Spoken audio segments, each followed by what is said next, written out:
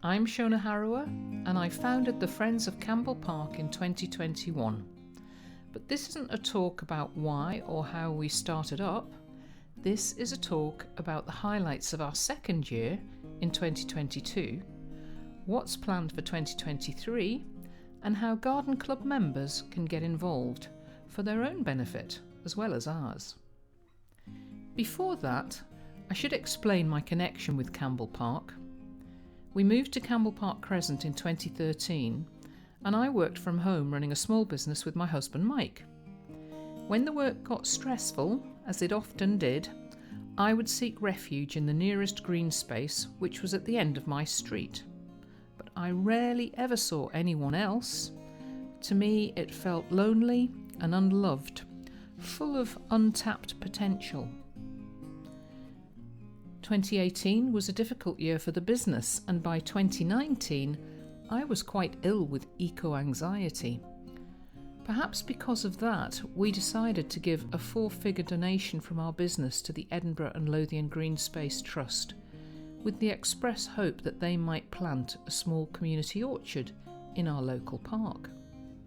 To our delight, 15 trees appeared in October 2019 and then another 15 in the spring of 2021. Through absolutely nothing we did or said, the orchard had doubled in size and had evidently captured the hearts of the wider community. So by the time Friends of Campbell Park was formed in April 2021, we already had a great foundation from which to grow. 18 apple trees, 10 plum trees and 2 pear trees. In May 2022, the Edinburgh and Lothian Green Space Trust got another grant to plant almost 500 new hedgerow trees around the orchard to act as an edible shelter belt from the wind. However, May is really too late in the season to be planting bare root trees, and you may recall we had yet another record dry and hot summer in 2022. Thankfully, the Friends of Campbell Park volunteers rallied around and helped to nurse the baby trees through until the autumn. More volunteers started arriving every Sunday morning from 10 a.m.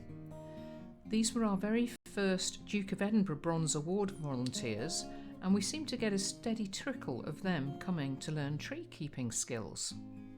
Lately, we have started attracting some seriously good gardeners, like Ali Price, who lives at the bottom of Spylaw Street, and has built a demonstration forest garden just by the bridge over the Water of Leith next to Collinton Parish Church. There is no gate and it's easy to check it out next time you're passing. Happily for us, Ali is now bringing her skills and energy to our Sunday morning sessions in Campbell Park. She has already created a half-raised bed around one of the fruit trees and selected perennial species of ground cover and understory plants to form a complementary fruit tree guild. If you would like to adopt one of the remaining 29 fruit trees in the orchard, please contact Ali Price for more information. We would love for more keen gardeners to join in.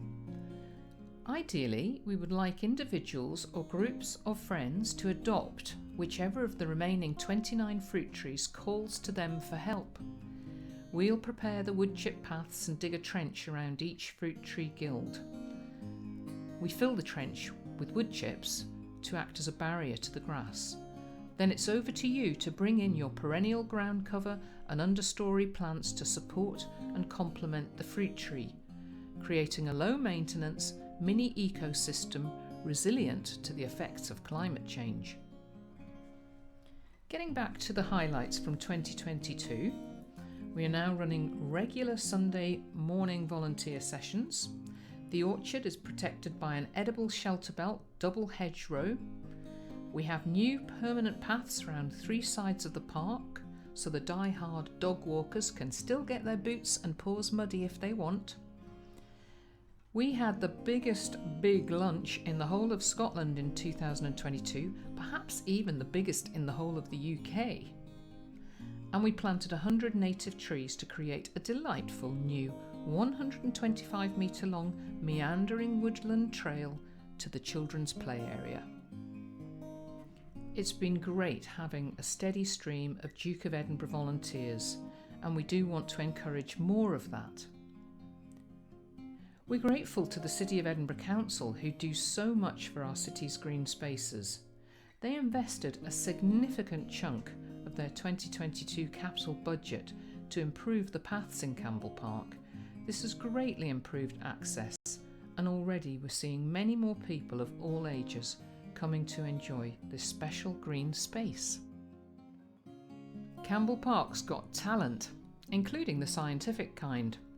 It turns out that there are several world-class ecology and forestry experts living in the vicinity of our park, and they reached out to me offering to form a biodiversity steering group to help guide our future decisions. As a result, the park has been zoned. On the east side we have the orchard and food growing zone, where we're allowed to grow whatever exotic and sustainable species we like. On the west side of the park, the steering group have recommended that we use the area to the left of the new native woodland trail as an experimental zone. They are fascinated to see what regenerates naturally once the council stops mowing the grass or trimming the hedges along that western boundary. We hope that the 100 native trees that have been planted will support the natural regeneration of the native woodland between the park boundary and the city bypass. We're sure that the woodland trail will also add fun and interest to the route from the vehicle entrance to the children's play area in the northwest corner of the park. The yellow zone to the north, between the play park and the pavilion, is a new wildflower meadow trial zone. For me personally, the biggest highlight of 2022 was the Campbell Park Big Lunch. Who could forget Colinton Garden Club volunteers who took part in the symbolic planting of a beautiful sweet chestnut tree on Queen Elizabeth's Platinum Jubilee holiday? Of course, they were just one of many local community groups who got involved to help make the Campbell Park Big Lunch such a success, so much so that it's now become a recurring summer festival, part of Colinton's social calendar. Yes, we are assembling our team of volunteers and planning to go bigger and better on the 4th of June 23, so please save the date.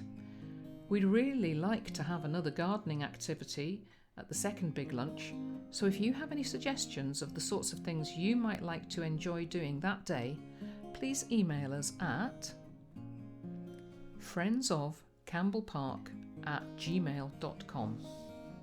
Now that's easy to remember, isn't it? focampbellpark@gmail.com.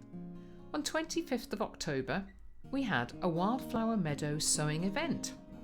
I remember the date very clearly because it was the morning after the wonderful talk given to the Colinton Garden Club by rewilding guru Alan Watson Featherstone. Alan was kind enough to stay on and help sow our wildflower meadow, which is just as well because I hadn't advertised it well at all and we were really short on numbers that day.